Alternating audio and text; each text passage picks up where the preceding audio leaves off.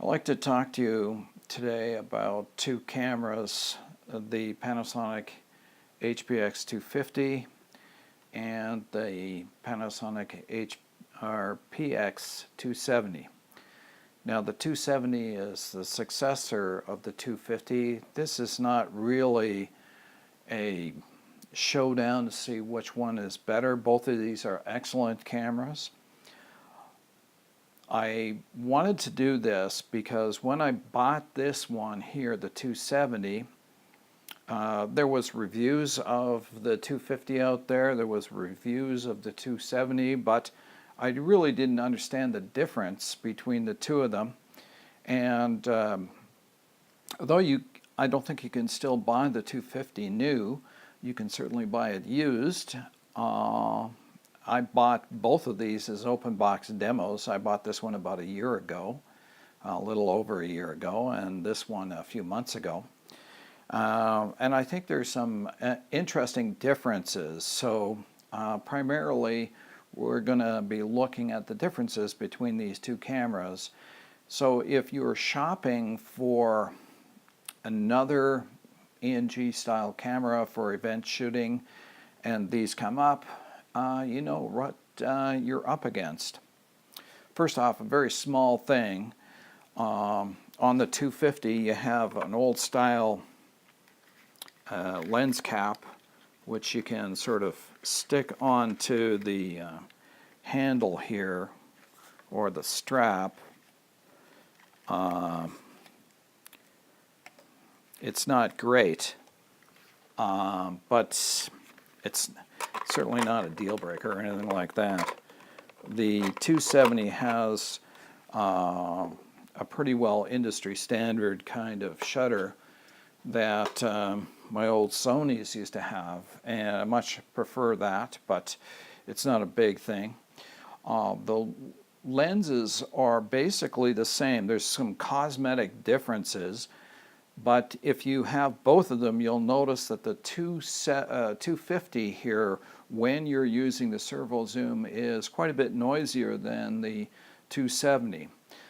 I've never picked up the sound of the servo on the microphone or anything like that, but it's just worthwhile noting. The one I'm going to say important consideration here are the monitors. They're both the same size. They're both very functional. I'm very happy with the one on the 250, but the one in the 270 is in a different class altogether. It's much sharper. It's more detailed.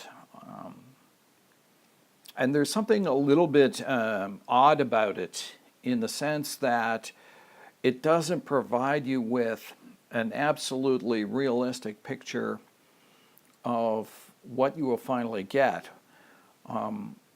The picture in here looks a little flatter than normal, and it allows you to, it raises the light levels in the shadows so you can see what's going on, but that's not necessarily what you record. Some people might not like that. I like that because I'm confident because I've seen a lot of what's come out of this camera. But it's when you first look at the monitor, you might think you have not adjusted your master pedestal correctly and that the shadows are a little bit too bright. One of the things that's sort of nice on the 250 is you can put the monitor on the side. There are situations in live events where you're sort of cramped in somewhere, and that option is nice to have. That's not an option here on the 270. I'm going to talk a little bit about the sensor in both of these. Although it's fundamentally the same processor, maybe exactly the same in terms of electronics, the processing of the image is quite a bit different in here. What you get in this one is not necessarily less noise, because at least in my experience, the noise levels look much the same if you're working at 0 dB. Okay, and I always shoot at the native ISO, or 0 dB, on all my cameras for event shooting. But you'll notice that the 270 is quite a bit brighter in, say, a high-end venue where you've got really good theatrical lighting. Most of my cameras are running about 5.6, and the 250 is probably running at 4. So it's just a little less light sensitive. I wouldn't advise jumping the gain to get it to match the 250, because you will get noise in the 250 if you do that. If you need a little more brightness, I'm going to suggest that what you do is, in Resolve or whatever program you're using, is do some exposure adjustments in post. So those are a couple of more important items here.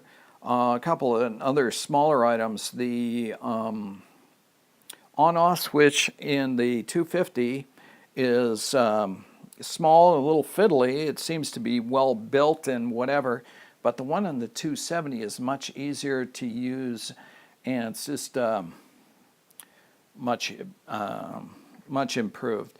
The little doors here on the 250 are okay. They're just a lot nicer on the 270. One of the things you might notice too is that the batteries are different, and the battery is located on the right side. It does seem to be reasonably well balanced when it's on a tripod or your hand holding it, but it is kind of odd that the battery's on the right side.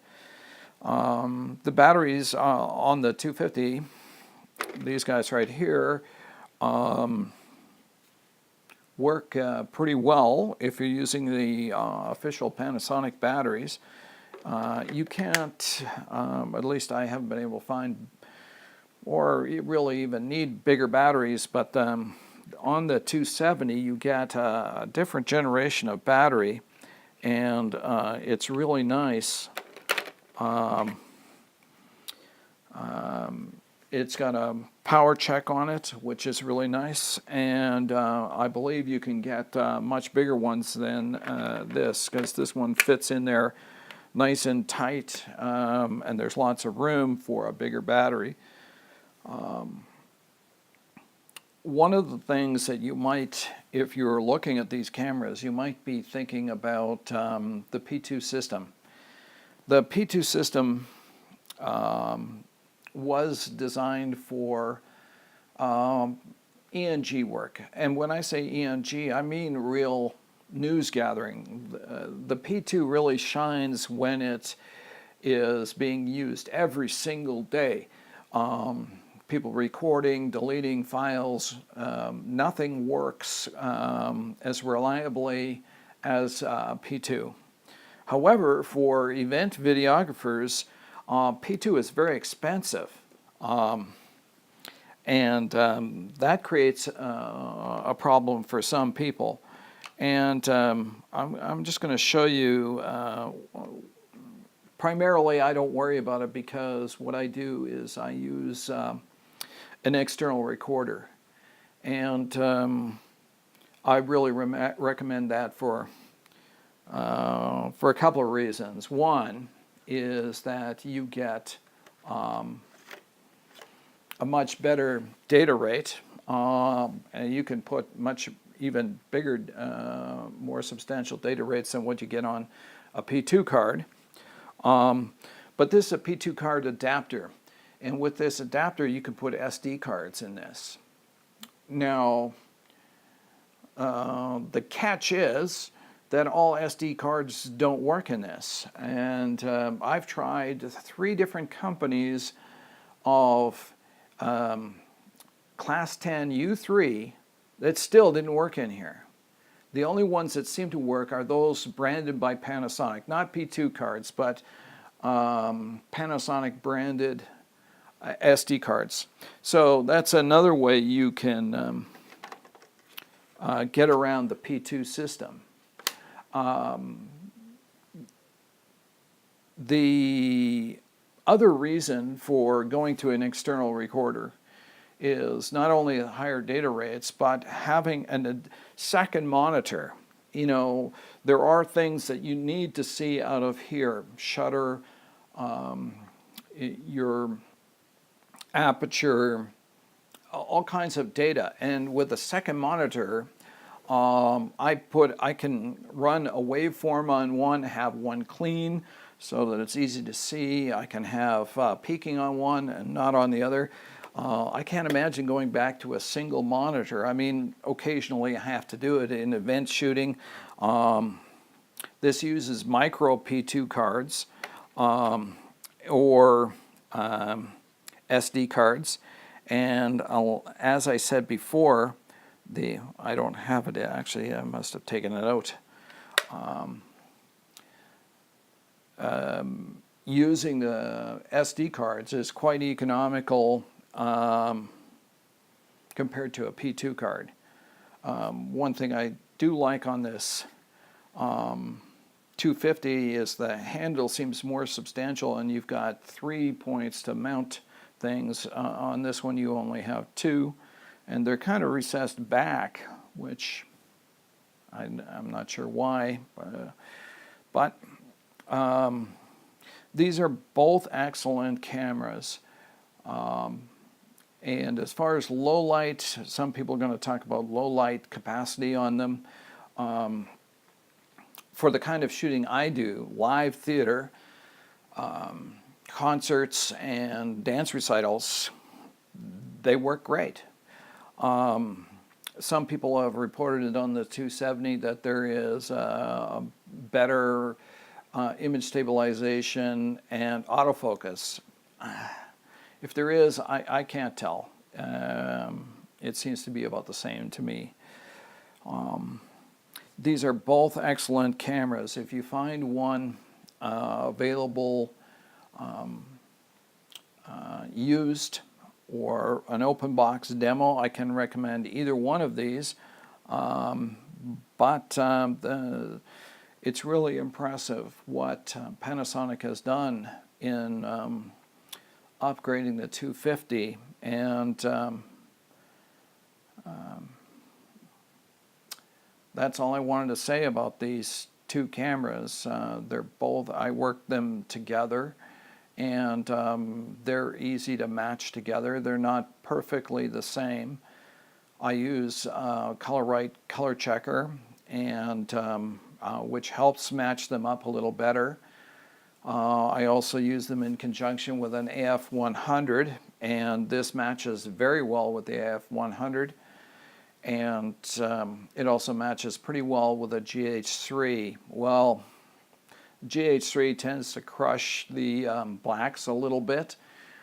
So that's something you got to adjust in post, because there is no master pedestal in a GH3. The GH4 has a more extensive menu.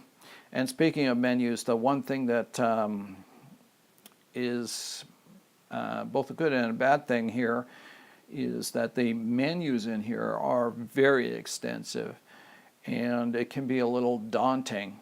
But there is one thing in here that you will also find in the 250 and the AF100, and that's the knee. And if you're not familiar with how a knee works, if you work in very contrasty situations the way that I do in live theater, it's a good idea to use set on the 250 and the Panasonic. I set the knee to low. On this one there is a setting called automatic, and it seems to do a beautiful job of sort of squeezing the highlights a little bit so that they don't clip, and allows you to raise the overall gamma without having your highlights get away from you. Anyway, The rockers on here seem to be much the same, although I confess I don't often use these rockers. I use a remote, and these cameras are on tripods most of the time. In any case, I hope you enjoyed this video. I hope it was informative. If you have any questions, please post them on the space below. Thank you.